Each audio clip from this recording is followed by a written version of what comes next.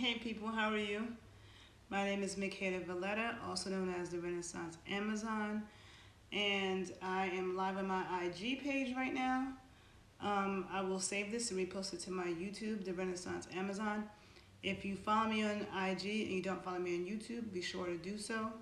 And if you follow me on YouTube and you don't follow me on IG, be sure to do so because I don't post the same things on both pages. Hey, hello everyone. So for those of you who are unfamiliar with my background, I have a science background, so I have a health science background, so I talk a lot about health stuff. But I'm also the daughter of a very prominent union organizer and civil rights activist, professor of Afro-American Studies. I was raised by both of my parents. But my dad, he was definitely a black radical. He's from St. Augustine, Florida. He was on the front lines of the civil rights movement.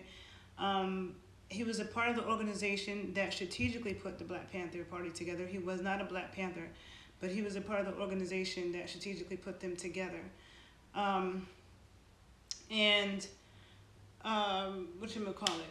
He was also one of the founders of the first Afro-American Studies Department, which was at UMass Amherst, okay?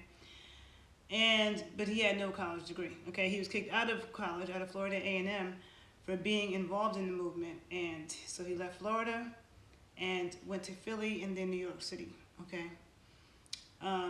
My uncle wrote the autobiography of Stokely Carmichael, AKA Kwame Ture.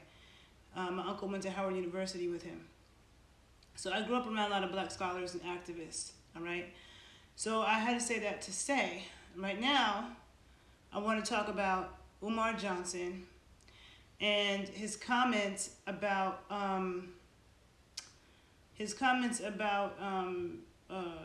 what's her name? Darn it! I just went blank. You know, the black and Japanese tennis player. That's I don't know why I just went blank. I have so many things in my mind. But somebody tell me her name, please. It's Haitian and Japanese. He made comments about her on the Breakfast Club. And I didn't watch the whole interview because I'm not a fan of his. Like, I feel like growing up around the real deal black scholars and intellectuals I grew up around, I'm picky about who I listen to, first of all. Okay? And there's certain so-called black leaders and black people who speak up about things who I just don't respect. And Umar Johnson, just from his name alone, Naomi Osaka, thank you, Naomi Osaka. Just from his name alone, I'm like, he just sounded like BS to me, okay? I've never been a big follower of his. I've never been a follower of his at all. And I never really listened to him speak that much. So sometimes I'm like, okay, I don't want to be biased because I'm listening to his name and something just tells me in my spirit that he's a bullshit artist. But when I saw the clip on the Breakfast Club of what he said about Naomi Osaka, it really pissed me off for a number of reasons, okay? So, first of all, okay, I told you I have a science background too. So it's not true when black people, and I have to put that in quotes, because every black person I know in America also has Native American blood. Some of us have more Native American blood than African. A lot of us have European blood and other things as well, right? But it's not sure. Hold on. Taking a picture of the people's blood. Okay, so when I've heard black people say that, black blood or African blood, outweighs any other thing in your bloodline, that's not true, okay? We are the sum total of everything that is in our bloodline. One is not more important than the other. And I think that black people have to be careful with that because it's pseudoscience, it's not true. And this is the same race science, okay, that white racist people used against black people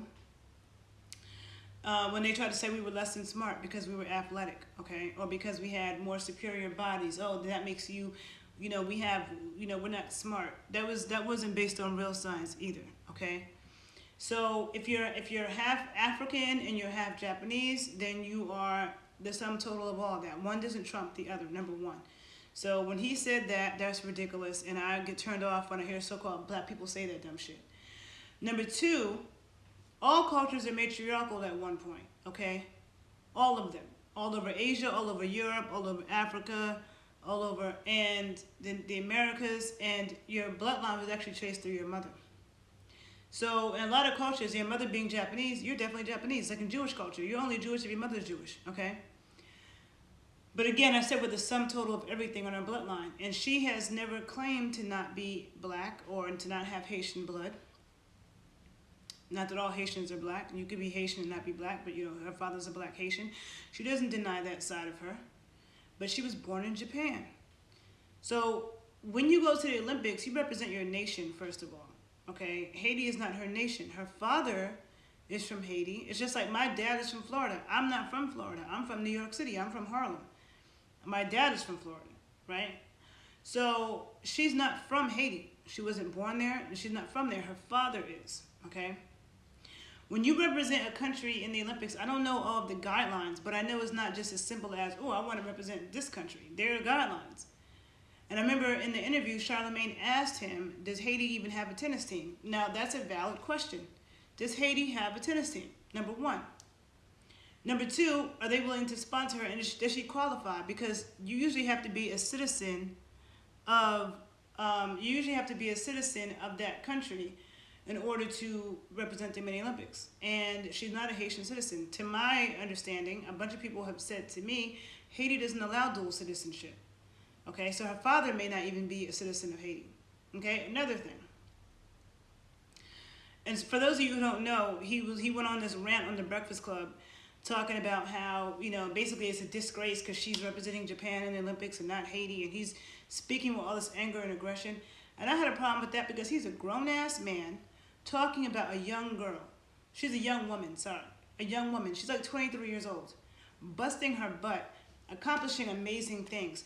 Last year, I saw her at all these tennis matches with all kinds of Black Lives Matter stuff on. Not everybody likes the term Black Lives Matter, but you know what I mean. Like, she was making political statements by having, the names of different people who've been killed by the police on her clothes, doing stuff that she didn't have to do. Unless I missed it, I've never seen Venus and Serena Williams do that. I've never seen a whole lot of athletes do that. Most black athletes don't do anything. They don't make any kind of political stand in that way. Okay, so she was doing that. She didn't even have to do that. She's not even Black American, okay?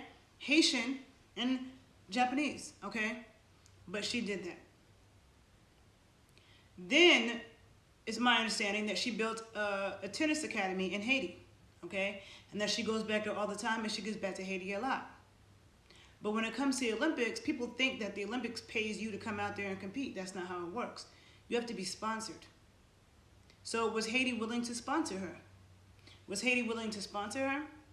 Did she have to be a Haitian citizen? Because I'm sure she's not. Does Haiti have a tennis team? Like, it's all of those questions. So to deduce that down to the narrow-minded, ignorant stuff he was saying, and he was saying it with such aggression and so loud. One thing I can't stand is people who go on and form strong opinions about some shit they have not researched and they do not know the facts. Fact check before you speak. Ask critical questions before you assume. He's making up this whole scenario in his mind, and for all he knows, she could have wanted to represent Haiti, but maybe it wasn't possible because she's not a citizen, because they don't have a team, because they can't sponsor her. You know what I'm saying? Maybe she really wanted to do that.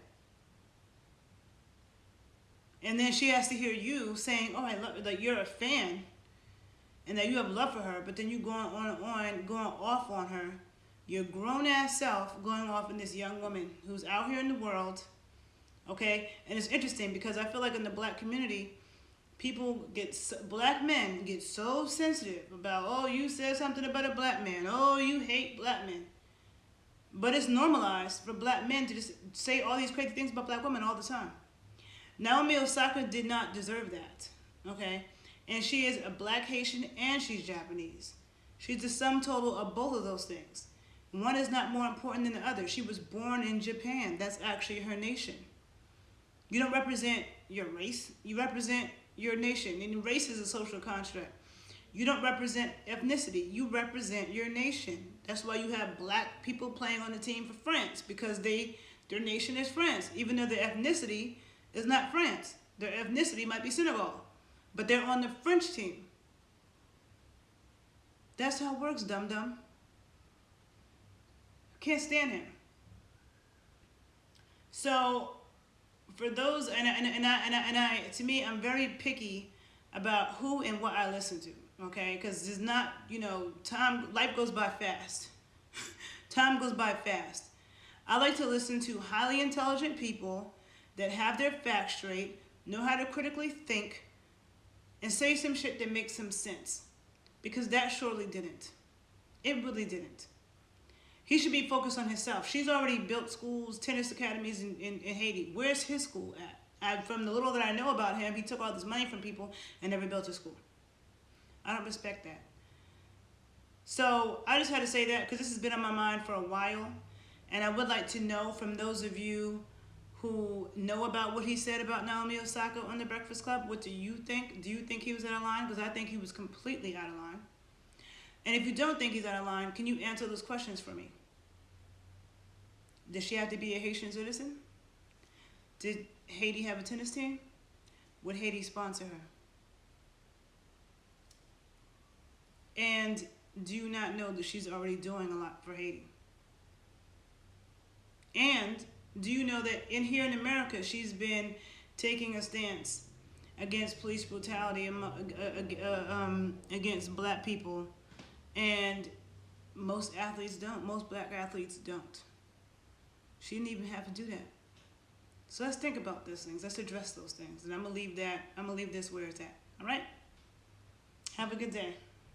And Umar Johnson, you need to learn how to hush it up, get your facts straight, and stay in your lane. All right? Bye, people.